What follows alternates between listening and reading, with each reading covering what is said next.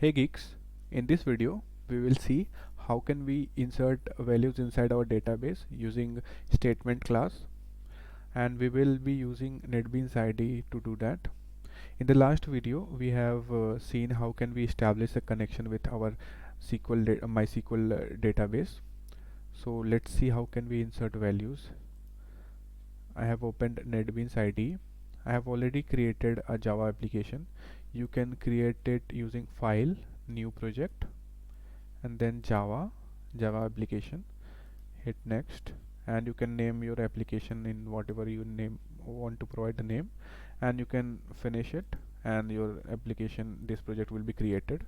You can expand this project source package, and you can create a new class here. So I have already created this JDBC employee class, in which I am trying to first see whether my database already exists or not. If the database does not exist, so what this SQL statement will do, this will create a database named as DBEMP inside our database, and this statement will be using this DBEMP database. So we will use this DBMP database to insert and create a table into this database, and this create statement will create this employee class with two attributes, that is ID and name. So employee table will be created inside the DBMP table with two attributes, ID and name. Okay, so after executing this statement, the table will be created inside the database. And what is the database name? This is db underscore emp. That will show in the services tab, and this statement will tell us that all the statement which are mentioned above have executed successfully, and the table and the database are created. And if they already exist into the database, they won't be created because we are using my if not exist, then only it will be created. And after that we can run this program using run file, and this will create a database. See, it's running. Just wait for a second and it will be complete. As you can see, this has established connection, and yes, data inserted successfully into the database db underscore emp dot employee. So we can see the database which has been inserted. We can need to connect, and we can check this is the database, and we can expand this.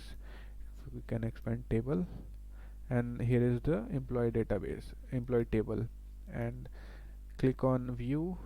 Here you can see the data which has been inserted. See, 101 and Nitesh. So I have tried to insert these two values, that is 101 and Nitesh. These two values has been successfully inserted into the employee table. We have seen that how can we insert value using statement class. See, here is the statement class, and we are establishing a connection with the help of connection class. Driver manager is a class which have this get connection method, and this get connection method will take three parameters. The first parameter will be this connection string. This so what is this connection string? It says that this is the JDBC driver, and MySQL is the database server, and localhost means we are running this MySQL on the local machine, and this root is the MySQL username, and this root is the MySQL password. That could be different for your machine, but default is root and blank, but for me I have set it as root. Okay, so this statement will establish the connection with the database, and this statement st object, we are here trying to execute the statement which will insert and perform the SQL operations into the database. So that's it for this video, guys. In the next video we will see how can we insert values inside our database using prepared statement class. So till then, keep learning. Thank you.